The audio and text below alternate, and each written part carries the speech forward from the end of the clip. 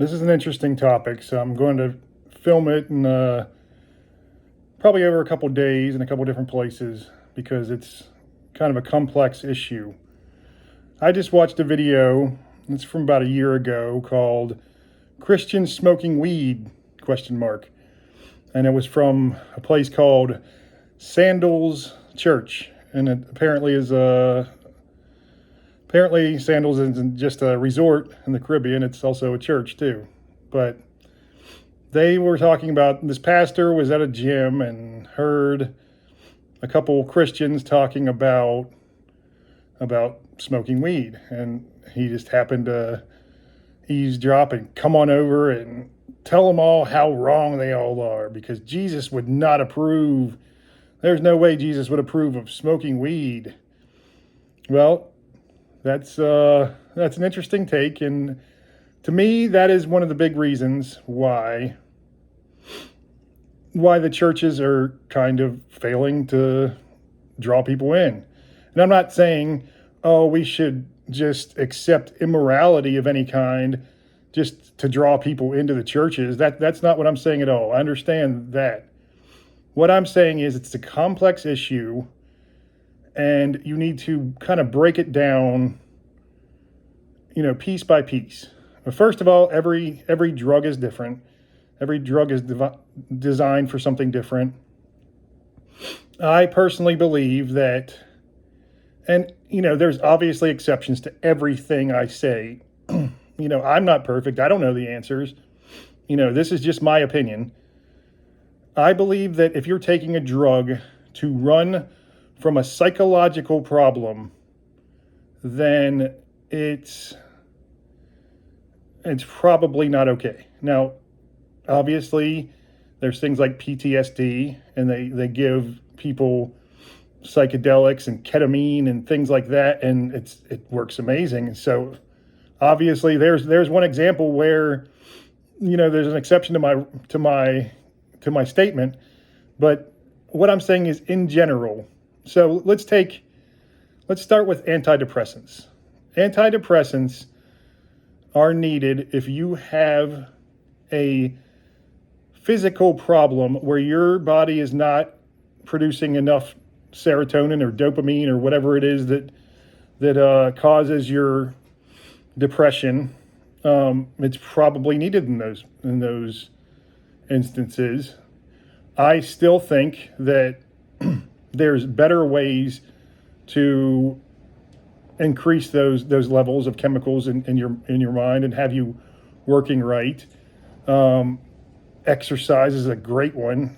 Even lesser drugs like cannabis, I believe that would be a much better option than taking antidepressants. But only you know your body. Your doctor might claim to know, but if you're given something and you feel like a zombie and your doctor's saying, no, that's normal and blah, blah, blah, maybe you should start listening to yourself. I mean, obviously, I understand some drugs that are going to make you feel weird until you're used to them after a few days. But here's the thing. Here's why I make the statement why I don't believe that you should take antidepressants in most situations unless it's a chemical imbalance that's obvious in the brain. You need to confront your problems.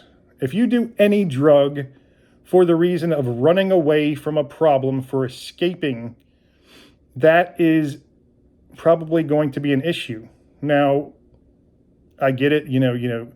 Some people have a drink in the evenings just to relax themselves, and or smoke a joint or whatever, just to relax themselves in the evening. And you know what? I think anything in moderation is fine, but there's obviously exceptions to that. Well, look at fentanyl. I mean, that in moderation is not really probably a good idea.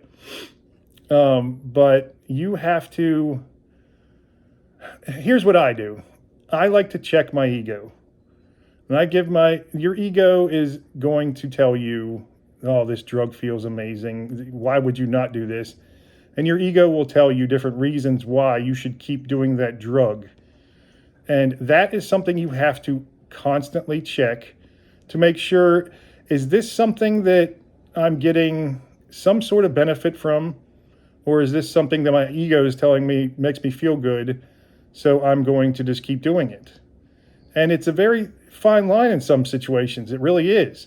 Because some people have undiagnosed things. And, I've known a lot of people who have smoked cannabis, and they do it because they have some stomach problem that they diagnose as IBS, which I think is a BS diagnosis, by the way. But IBS to me means they don't know what the hell's wrong with you, and they're just going to call it something. But so they diagnosed me with IBS, and cannabis always eased my stomach. Now, I was having fun, and when I was younger, cannabis was working against me because it would make me lazy. It would make me, lethargic all the time and lacking motivation. But I actually broke through that, and I was able to get motivated, and I still kept smoking cannabis because it helped my stomach. I always had horrible stomach pains and all kinds of issues, and when I smoked, it just made it a little bit better and made the pain relax a little bit. But it's all something that you have to weigh. Only you know yourself. You check, if you can check your ego, and you can say, hey, I want to keep, using tobacco because it seems to, give me a little boost or make me think clearer or whatever, then it's not good for you. It's not. But then again, you have to give your ego something. Your ego is going to always be a factor in your life. I mean, I need to listen to my ego a little bit more. I mean, look at this beard getting out of control. I need to shave that. But see, when you don't care about what other people think, then you just kind of let yourself go. And that's probably not a great thing either. You got to kind of keep yourself a little bit, at least a little tiny bit presentable, I guess. But, when it comes to drugs, you know your body the best. And if you're doing crack or heroin or something like that, probably if you're doing crack, you're just, addicted to speed. But if you're doing something like heroin, you possibly are doing it because you have some sort of pain, either mental or physical, that you're running from. And you know what? I know people who turn into heroin addicts because they had horrible nerve pain, something that's undiagnosed and invisible, and the doctors just failed them completely. So what do they have to do? They have to go out and buy on the streets whatever the hell they could, and that just leads to one downward spiral. So if you can do something like, like a cannabis or a kratom or something like this. Sorry, I was getting a phone call and it just interrupted my video. All these spam calls like to call me. So if you're doing something like cannabis and kratom or something like that, and it is alleviating some of your pain and helping you live a more joyful life, you're not going against God. You're not. First of all, even if you're addicted to a hardcore substance, you are going through a lesson that God put that in your life for a reason. Now, maybe it's because you have an addictive personality and you just want to be addicted to something because it makes you, you just have that urge to do something. And once you do it, and then you get hooked on it. Well, maybe you are running from physical pain. And if you're running from physical pain, that is a lot different than running from psychological pain. It just is. They are not even close to the same. Things like cannabis seem... Okay, this all depends too on not only do you have some kind of physical pain that it's alleviating, is it helping you more than hurting you in life? Is it taking away all your motivation, and you're just a lazy slob, or is it helping you unwind during the evening and think of, maybe you can sit and think of things more clearly if you're doing this cannabis. I like to, well, I smoke cannabis for my pain. My doctors actually approve of it. So, but even if they didn't, I would still be doing it because it helps so many different issues. My muscle pain, a little bit of my nerve pain. It doesn't help as much for my nerve pain. It helps my stomach issues. It helps me think. The biggest thing for me is, it seems like edibles help my physical pain more than smoking, but smoking helps me think deeper. And when I think deeper, I feel like I get more of a, I'm not going to say it's the reason I get connected to God, because I've been stone sober just about every single time. I think for maybe one that I've felt the presence of God. I've been stone sober, a couple of times before I even ever tried any type of drug or alcohol. But it helps me think deeper, and that deeper thought to me is worth, I'll get a little lethargic from it, but I have horrible nerve pain, so I'm going to get lethargic anyway. So it's just adding a tiny bit onto that. To me, it is absolutely a benefit in my life. And I understand that I'm doing it for a physical medical issue. Now, the psychological issues, I've also seen cannabis help people. I know of at least two people, that I'm close to, who have started taking edibles and smoking from time to time, but mainly edibles for the psychological. For some reason, that seems to help more. But they take it and they have issues like bipolar syndrome, and it has helped them. They're not completely off of every single drug for their bipolar issues, but it's helped a lot. And when they were younger, it worked against them.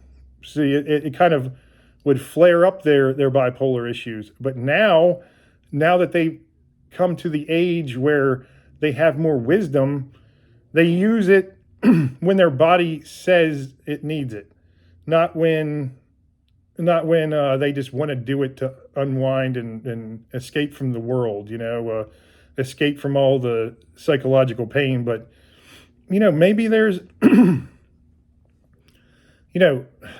this is, like I said, it's such a complicated issue. And I really want to do some longer videos about it, but, I have to think on this a little bit more. And I would love, if you're watching this and you have ideas, or if you have any input on the issues, I would love to hear a comment from you, because everyone who comments on these videos, I absolutely take to heart. There's some people that comment just hateful things, but that's the internet, so I don't even pay attention to that.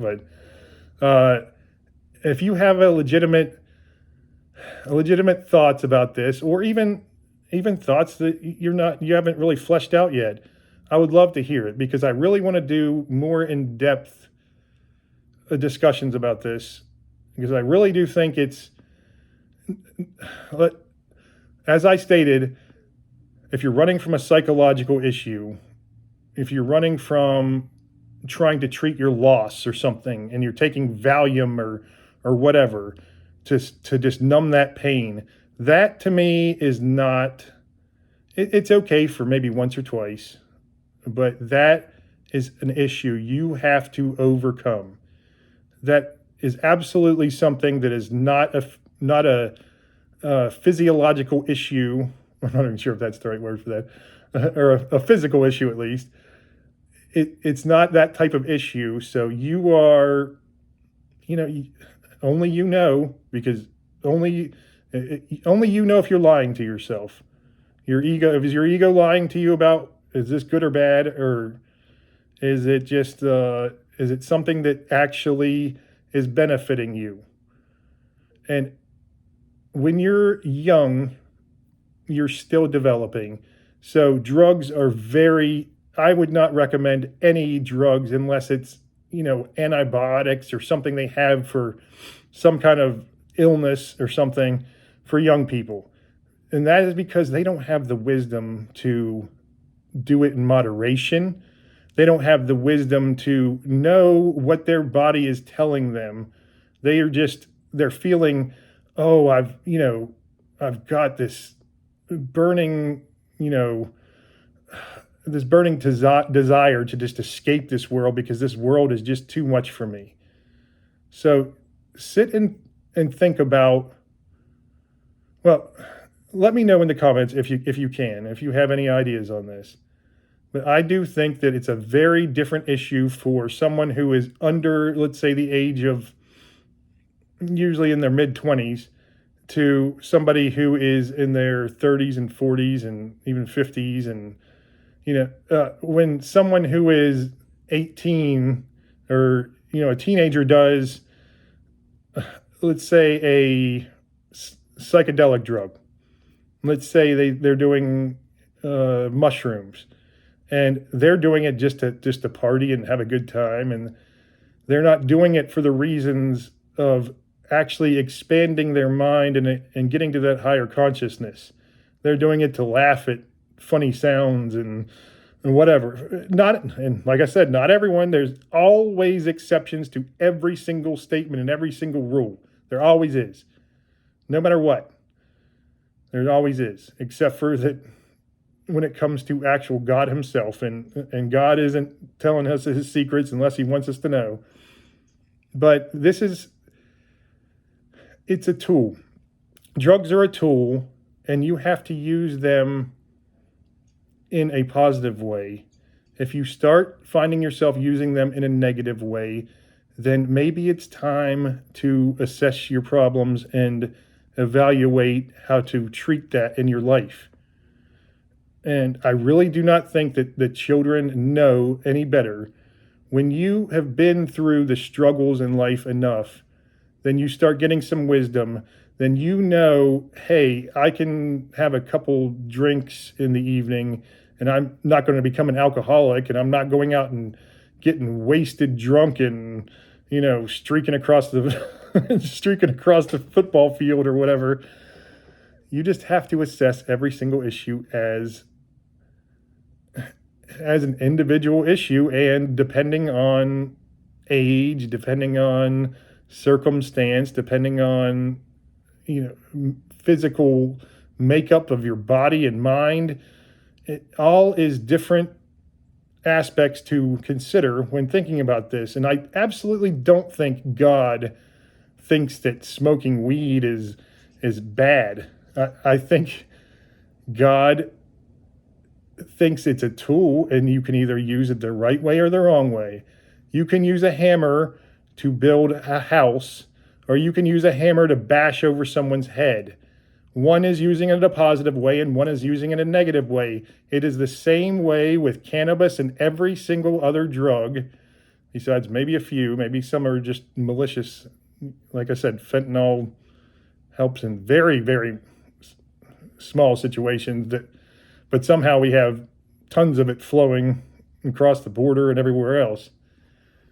But please just comment if you have any ideas on this, because I want to do a lot more on this, and I want to know everyone else's ideas on what they think about spirituality and drugs, and even specifically Christianity and drugs. But any ideas you have on drugs, I would love to hear it. Thanks.